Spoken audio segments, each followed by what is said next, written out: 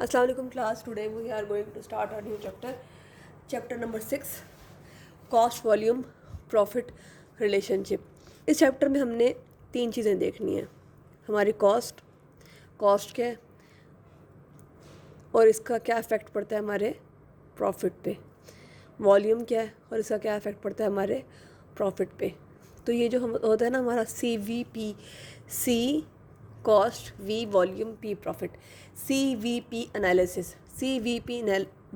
Analysis, cost volume profit analysis useful tool है हमारी management के लिए to analyse, to understand the relationship between cost volume and profits, that how are profits are affected by selling price. कि अगर हम selling price increase करेंगे या decrease करेंगे उससे हमारे प्रॉफिट्स पे क्या फ़र्क पड़ेगा। मोस्टली जनरली सेलिंग प्राइस जब हम इंक्रीज़ करते हैं तो हमारे प्रॉफिट्स इंक्रीज़ होते हैं, लेकिन it is not same in every situation, depends upon situation to situation, product to product and organisation to organisation. और सेलिंग प्राइस डिक्रीज़ करने से मोस्टली हमारे प्रॉफिट्स डिक्रीज़ होते हैं। That also depend upon certain conditions. Sales volume increase करने से हमारे profits पे क्या इफेक्ट पड़ेगा, इधर दे विल इंक्रीज़ और डिक्रीज़। वेरिएबल कॉस्ट को इंक्रीज़ या डिक्रीज़ करने से प्रॉफिट्स पे क्या इफेक्ट पड़ेगा, फिक्स्ड कॉस्ट को या मिक्स ऑफ प्रोडक्ट सोल्ड को। इन सारी चीज़ों को हम कहते हैं कि हम एनालाइज करते हैं कि इनका हमारे प्रॉफिट्स पे क्या इफेक्ट है, कैसे ये हमारे प्रॉफिट्स पे इफेक्ट कर रही हैं। You can open your book of Garrison Noreen, chapter number 6 and page number 233 and study this concept of cost volume profit analysis. अब CVP एनालिसिस जो है हमें बताता है कि हमने अपने डिसीजंस कैसे करने हैं, अपनी डिसीजन मेकिंग कैसे करनी है, कौन सी प्रोडक्ट और सर्विस को हमने ऑफ़र करना है, कौन सी को हमने ऑफ़र नहीं करना, हमने कितनी प्राइस चार्ज करनी है, कितनी प्राइस हमने चार्ज नहीं करनी, कौन सी मार्केटिंग स्ट्रेटजी यूज़ करनी है, कौन सी नहीं करनी, कौन सी कॉस्ट स्ट्रक्चर इम्प्लीमेंट करना है, कौन सा नहीं करना। क्योंकि इससे हमें पता चल रहा था कि इन सारी एलिमेंट से प्रॉफिट पे क्या इफेक्ट पड़ रहा है, और प्रॉफिट पे जैसे इम्पैक्ट पड़ेगा तो वो हमें डिसीजन मेकिंग हम करेंगे कि अच्छा इससे इंक्रीज़ करने से अगर प्रॉफिट इंक्रीज़ हुआ है तो हमें सेलिंग प्राइस हाई रखनी चाहिए, या सेल्स वॉल्यूम इंक्रीज़ करने से ये स्पेसिफिक प्रोडक्ट जो हम सेल कर रहे हैं इससे हमें ये प्रॉफिट्स इंक्रीज़ हुए हैं तो हम इसको सेल करेंगे या नहीं करेंगे। तो ये सारी चीज़ें हमें हमारे बताता है CVP एनालिसिस कि हमने कितनी प्राइस चार्ज करनी है, कितनी मार्केटिंग करनी है, कौन सा हमारा कॉस्ट स्ट्रक्चर होना चाहिए और कौन सी प्रोडक्ट और सर्विस हमें ऑफ़र करनी चाहिए। ये सारी चीज़ें हमें बताते हैं CVP analysis, cost volume profit analysis.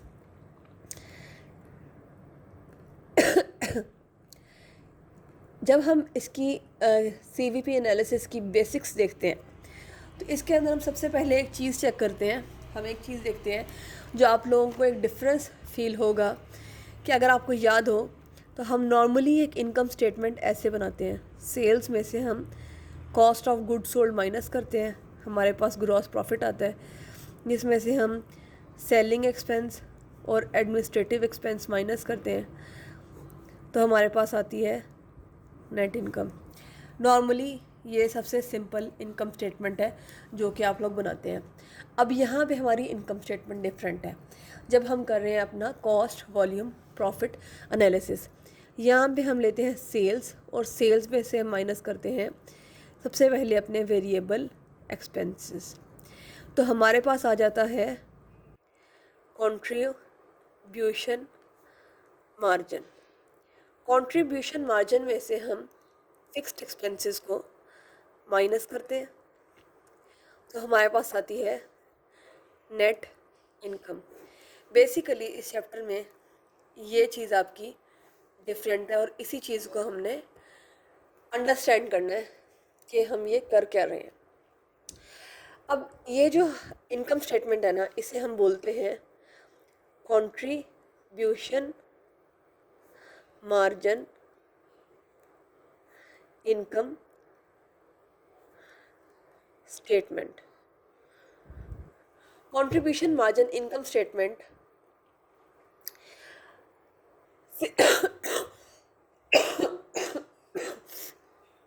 हमें क्या पता चलता है, इससे हमें पता चलता है बिहेवियर ऑफ कॉस्ट, सॉरी,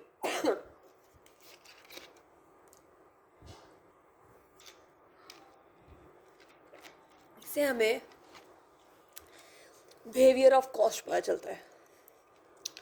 और ये जो है हमें बताती है, मैनेजर को हेल्प करती है कि अपने सेल्स वॉल्यूम को इंक्रीज डिक्रीज करने से, सेलिंग प्राइस को इंक्रीज डिक्रीज करने से, या फिर हमारी कॉस्ट को इंक्रीज डिक्रीज करने से हमारे प्रॉफिट्स पे क्या इफेक्ट पड़ेगा। इसीलिए यहाँ पे हम इसको, ये CGS या सेलिंग एडमिन नहीं, यहाँ पे हम इसको वेरिएबल और फिक्स के पॉइंट ऑफ व्यू से देख रहे हैं। कंट्रीब्यूशन मार्जिन हमें क्या बताता है, कंट्रीब्यूशन मार्जिन बताता है कि हमारे पास इतने रिसोर्सेज हैं कि हम अपने फिक्स्ड एक्सपेंसेस को कवर कर सकें, और फिक्स्ड एक्सपेंसेस को कवर करने के बाद जितनी भी अमाउंट होगी हमारी, वो हमारी नेट ऑपरेटिंग इनकम में जाएगी।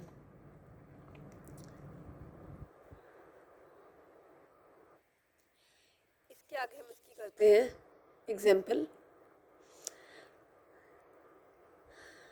अब आप ये देखें, एक कंपनी है, आप देखें पेज नंबर 234, टॉपिक है कंट्रीब्यूशन मार्जिन, और उसकी लाइन नंबर है 6। टू इलिस्ट्रेट, टेबल बना हुआ उसके बिल्कुल ऊपर, to illustrate with an extreme example, assume that acoustic concept sells only one speaker during a particular month। का एक स्पीकर मेकिंग कंपनी है और वो सिर्फ एक्सट्रीम एग्जाम्पल देख रहे हैं। अब इससे आपको पता चलेगा कि आपके प्रॉफिट्स कैसे ऊपर नीचे होंगे, ठीक है। तो वो कह रहे हैं कि एक स्पीकर बना रही है, ओनली 1 स्पीकर पर मंथ, सिर्फ वो एक स्पीकर बना रही है आपका।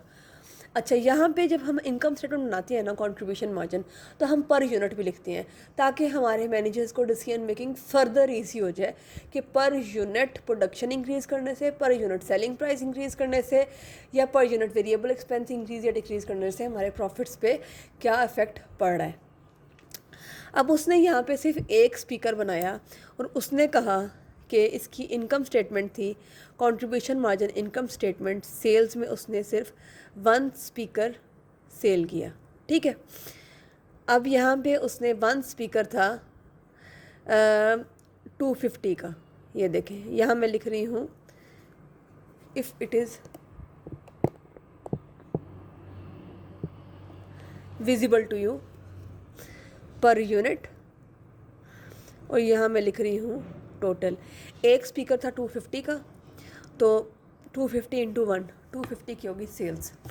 इसमें से हमने वेरिएबल एक्सपेंस माइनस किए। वेरिएबल एक्सपेंस तो आपको पता है ना, जो पर यूनिट प्रोडक्शन के साथ वेरी कर रहा होता है, चेंज हो रहा होता है, वेरिएशन आ रही होती है। और फिक्स्ड एक्सपेंस क्या होता है, जो फिक्स्ड रहता है हमारी रिगार्डलेसनेस ऑफ द प्रोडक्शन। तो फिक्स्ड एक्सपेंस उसने कहा है पर यूनिट है 150, ठीक है। अब एक स्पीकर सेल किया तो ये वेरिएबल एक्सपेंस कितना होगा, 150 multiply by 1 is equals to 150। Contribution margin कितना आया, 250 माइनस 150, 100। इसमें से आपने फिक्स्ड एक्सपेंसेस माइनस किए, फिक्स्ड एक्सपेंसेस थे उसके 35,000। तो उसने कहा उसको क्या हुआ, लॉस हुआ है ना, नेट लॉस कितना हुआ 34,900 का, ये उसको लॉस हुआ जब उसने एक स्पीकर सेल किया। अब आप ये चीज़ देखना कि अब हम स्पीकर इंक्रीज़ करते जाएंगे तो हमारा नेट लॉस कम होता जाएगा, यानी कि जैसे जैसे स्पीकर्स की सेल्स वॉल्यूम इंक्रीज़ हुआ हमारे नेट लॉस कम होता गया, ठीक है।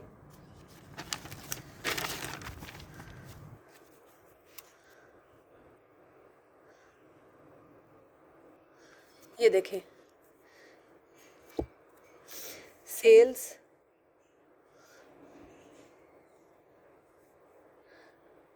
अगर वो कर रहा है 2 स्पीकर, ठीक है, यहाँ है टोटल, मैं लाइंस लगा रही हूँ जस्ट डेट, आप लोगों को लाइंस की ज़रूरत नहीं है, फिगर्स कंफ्यूज ना करें, पर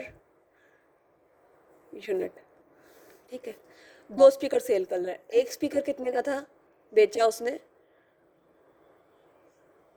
250 का सेल किया था, 250 मल्टीप्लाई बाय 2 500, 500 की सेल्स होगी। वेरिएबल एक्सपेंस कितने थे per unit 150, variable expense 2 speakers के कितने हो गए, 2 पीस है ना, 150 मल्टीप्लाई बाय 2 300। अच्छा कंट्रीब्यूशन मार्जिन हमारे पास कितना हो गया, 500 में 300 माइनस किए 200, 250 माइनस 150 कितना था 100, यानी कि 1 यूनिट का 100 था, 2 यूनिट हैं तो कंट्रीब्यूशन मार्जिन 200 हो गया। फिक्स्ड एक्सपेंस कितना था 35,000, 35,000 माइनस किए तो हमारे पास नेट लॉस कितना है 34,800, यानी कि जैसे हमने एक स्पीकर इंक्रीज़ किया तो हमारा नेट लॉस 100 से कम हो गया। पहले 34,900 था।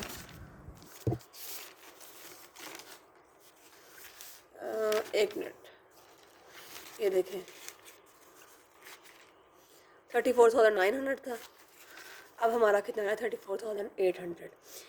अच्छा, if enough speakers can be sold to generate 35,000 in contribution margin, then all of the fixed expenses will be covered and company will be at break even।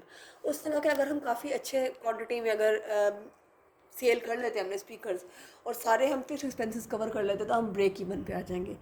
Break even point क्या होता है आपका, what is break even point? Break even point होता है आपका no profit no loss, यानी कि जितनी भी आपने अपनी तरफ से पैसे लगा रहे हैं, एक्सपेंस कर रहे हैं, इन्वेस्टमेंट कर रहे हैं, और सारी रिकवर हो गई है और अब आपको ना ही कोई प्रॉफिट हुआ ना ही कोई लॉस हुआ। इसको हम ज़ीरो प्रॉफिट्स भी कह सकते हैं कि देखो लॉस तो नहीं हुआ ना, लॉस तो ये था जैसे नेगेटिव में अमाउंट आ रही थी और प्रॉफिट भी नहीं हुआ, ज़ीरो प्रॉफिट है। ये भी एक कंडीशन अच्छी होती है if you are new in a business. अगर हम कोई नया बिज़नेस कर रहे हैं और हम ब्रेक इवन पे हैं देन इट्स गुड, क्योंकि हमें एटलीस्ट लॉस नहीं हो रहा, अगर प्रॉफिट नहीं हो रहा तो हमें एटलीस्ट लॉस भी नहीं हो रहा। अब उसने कहा कि फॉर एग्जांपल, अब मैं यहाँ पे सामने ही कंपैरिजन के लिए लिख रही हूँ, फॉर एग्जांपल इसने सेल्स में 350 स्पीकर सेल किए, ठीक है, पर यूनिट कितने थे 250, 250 इंटू 350 कितनी सेल्स होगी 87,500। अच्छा जी, वेरिएबल एक्सपेंस 150 इंटू 350, ये है ना पर यूनिट, 150 इंटू 350 कितना हो गया 52,500। तो ये हमारे पास कितने आ गया कंट्रीब्यूशन मार्जिन 35,000। फिक्स एक्सपेंस भी कितने हैं हमारे पास 35,000। तो ये हमारे पास प्रॉफिट्स आए हैं, नेट ऑपरेटिंग इनकम आई है ज़ीरो। तो ये हमारे पास क्या है, इसे हम कह सकते हैं this is break even point. If we sell 350 speakers then we are maintaining our break even, no profit no loss situation. अब अगर ब्रेक इवन पॉइंट से ऊपर एक स्पीकर भी सेल होगा ना तो इसे प्रॉफिट आना शुरू हो जाएगा। फिर जितने स्पीकर्स इंक्रीज़ होते जाएंगे ना उसी तरह जो है हमारी प्रॉफिट्स भी इंक्रीज़ और डिक्रीज़ होते जाएंगे। अब ये चीज़ हमें फॉर्मेट इनकम कंट्रीब्यूशन मार्जिन ने नंबर 1 लेसन हमें ये दिया कि सेल्स वॉल्यूम का directly proportional to our net operating income, कि जैसे जैसे हम इंक्रीज़ करते जाते हैं तो हमारा नेट लॉस डिक्रीज़ होता जाता है अगर हमें लॉस हो रहा हो तो, और अगर हमें प्रॉफिट हो रहा हो तो हमारा नेट प्रॉफिट इंक्रीज़ होता चला जाता है। आप इसको बेशक सॉल्व करके देख लें। फॉर 351 कंप्यूटर्स सेल्स, इधर माइनस करते हैं वेरिएबल एक्सपेंस, कंट्रीब्यूशन मार्जिन, उसमें से फिक्स एक्सपेंस माइनस करते हैं तो हमारे पास आती है नेट इनकम। ठीक है, 351 कंप्यूटर्स हैं, मल्टीप्लाई बाय एक था 250 का, तो ये हो गए 87,750। 351 इंटू 150 है वेरिएबल एक्सपेंस, तो ये हो गया 52,650। कंट्रीब्यूशन मार्जिन कितना है 35,100। फिक्स एक्सपेंस कितने थे 35,000। नेट ऑपरेटिंग इनकम कितनी थी 100। देखें आप, एक 350 पे ब्रेक इवन था, 351 किया तो हमें $100 का प्रॉफिट हो गया।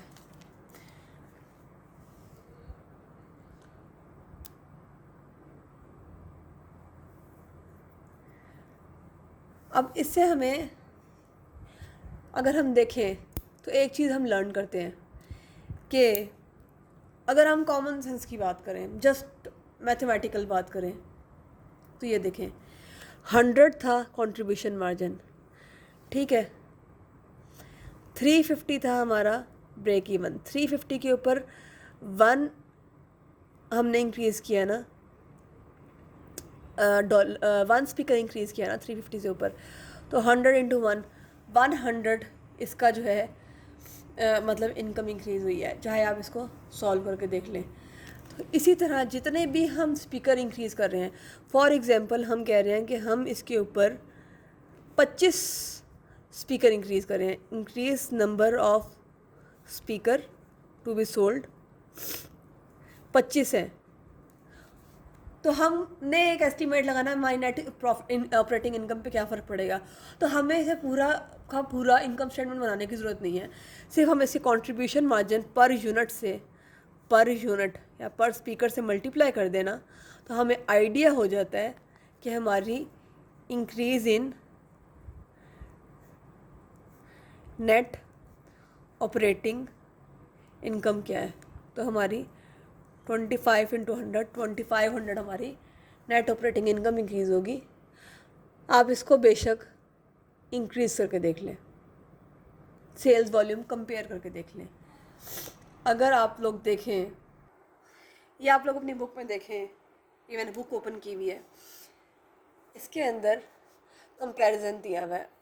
मैं आपको खुद भी लिख के दिखा सकती थी, लेकिन आप लोग ये ज़रा खुद लिख के प्रैक्टिस कर लें। सेल्स है ना, कंपैरिजन दिया हुआ है कि फॉर एग्जांपल ये थे 400 यूनिट्स और ये थे अगर 425 यूनिट्स, तो वही वाली बात जो हमने भी फाइंड की थी कि 2500 इसकी इनकम पे फ़र्क पड़ना चाहिए, इंक्रीज़ होनी चाहिए 2500। अगर हम 25 यूनिट्स इंक्रीज़ कर रहे हैं तो कंट्रीब्यूशन मार्जिन पर यूनिट 100 है, तो 25 unit multiply by contribution margin 100, हमारी इनकम 2500 इंक्रीज़ होगी। तो ये वही कंपैरिजन दिखा रहा है कि पहले उसने एग्जांपल ली है 400 स्पीकर की, कि 400 स्पीकर्स का डाटा फॉर एग्जांपल ले लें, तो सेल्स कितनी थी 250 multiply 400 1 lakh, minus variable expense 150 multiply 400 60,000, contribution margin is 40,000, 1 lakh में से 60,000 माइनस किए 40,000, फिक्स एक्सपेंसेस 35,000, तो नेट ऑपरेटिंग इनकम इसकी आ गई, ये आ गई 5,000।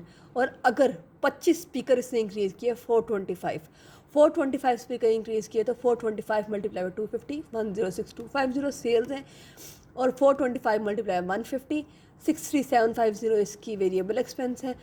तो 106250 में से हम वेरिएबल एक्सपेंस माइनस करेंगे तो हमारे कंट्रीब्यूशन मार्जिन आ रहा है 42,500।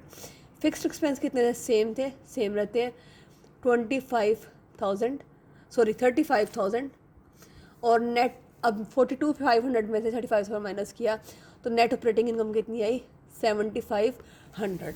अब देखें 400 यूनिट पे थी 5,000 और 425 यूनिट पे थी 7,500। 7,500 में से 5,000 माइनस करें तो आपके पास कितनी डिफरेंस आया है, कितनी इनकम इंक्रीज़ हुई है 2,500। 2,500 आपकी इनकम इंक्रीज़ हुई है। अब ये देखें, ये चीज़ मैंने यहाँ पे की थी फाइंड, कि जितने जितने यूनिट्स इंक्रीज़ होते हैं उसको हम कंट्रीब्यूशन मार्जिन से मल्टीप्लाई करते हैं तो उतनी हमारी इनकम इंक्रीज़ होती है। तो वो चीज़ हमने डिमॉन्स्ट्रेशन से आपको मैंने बता दी है। तो एक चीज़ तो हमें क्लियरली बता रहा है, हेल्प कर रही है मैनेजर्स को कि आपको पूरी इनकम स्टेटमेंट बनाने की ज़रूरत नहीं है। You can use contribution margin and you can check the effect of sales volume on your profits.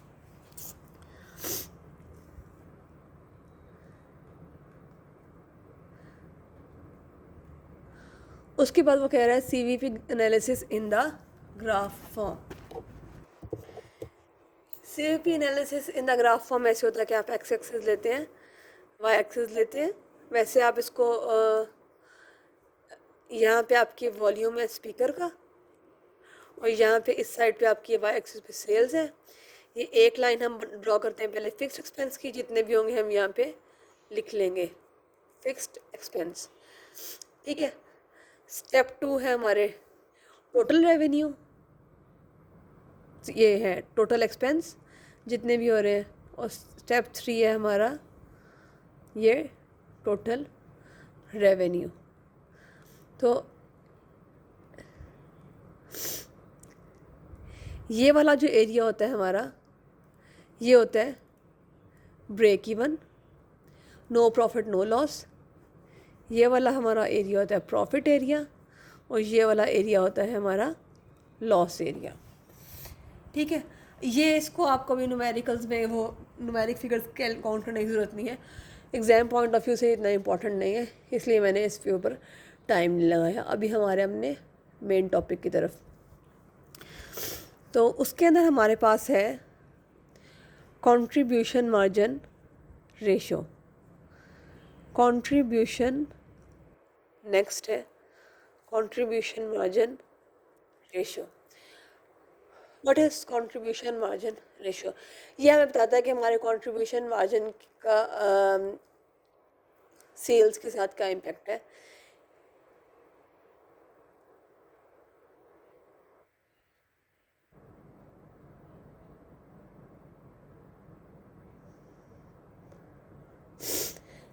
Percentage basically जो भी रेशो होती है हमारी परसेंटेज बता रही होती है कि हमारी कंट्रीब्यूशन की क्या कितनी, हमारा कंट्रीब्यूशन हमारी सेल्स के कितने परसेंट है।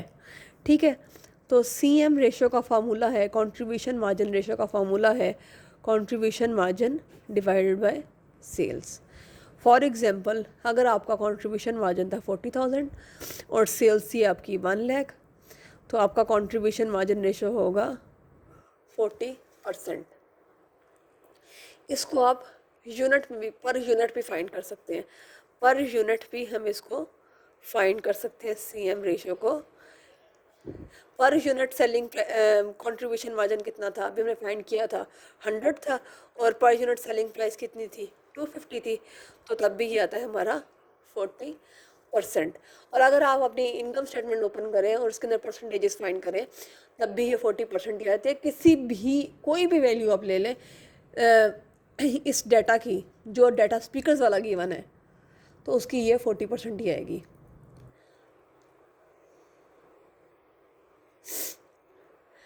अब वो कह रहा है कि अब पहली चीज़ तो हमने देख ली, क्या पहले हमने क्या देखा कि हमारा क्या था,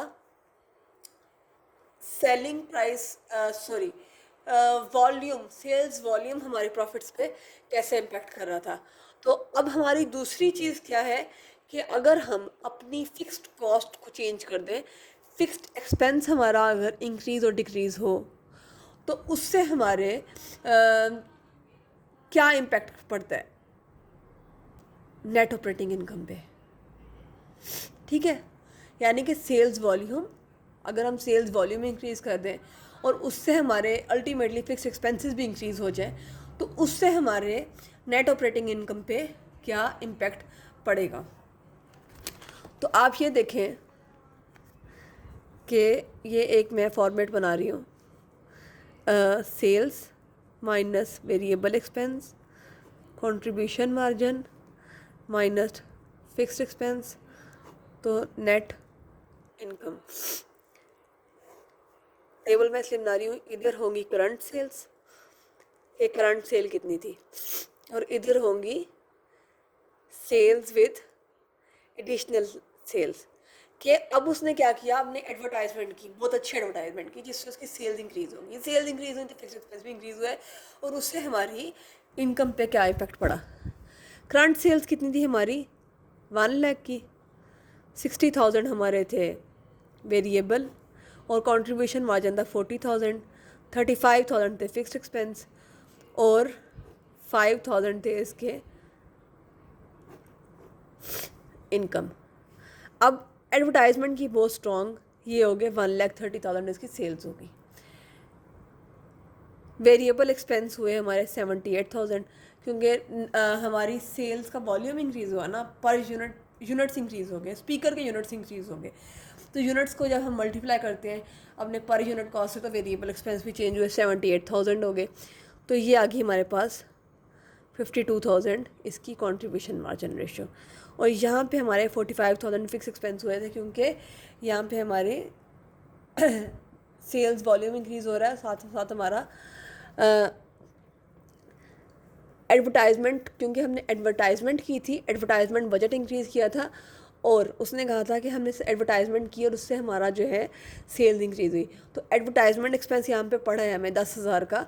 वैसे बाकी फिक्स्ड एक्सपेंसेस सेम रहे हैं, लेकिन क्योंकि एडवर्टाइजमेंट हमने एक कंपनी हायर की और वहाँ से हमने एडवर्टाइजमेंट की, तो एडवर्टाइजमेंट की वजह से हमारे फिक्स एक्सपेंस इंक्रीज़ हो गए 45,000। तो ये हमारे पास कितना आ गया, नेट ऑपरेटिंग इनकम कितनी आ गई हमारे पास, 7,000। Assuming no other factor need to be considered, increase in advertisement budget should be approved because it would increase net operating income by 2,000। अगर हम कहें कि बाकी सारी चीज़ें तो हमारी सेम थी, फिक्स्ड एक्सपेंस, बाकी जितने भी फिक्स एक्सपेंस थे, चाहे वो बिल, चाहे वो प्रोडक्शन थी, सैलरीज थी, बाकी चीज़ें सेम थी, लेकिन फिक्स एक्सपेंस हमारे इंक्रीज़ हो रहे थे 45,000 से 10,000 से, तो उससे हमारी 2,000 से प्रॉफिट इंक्रीज़ हुए हैं, इसलिए हम उसको जो है इम्प्लीमेंट कर लेंगे। ठीक है, उसको हम इम्प्लीमेंट कर लेंगे 2,000 से।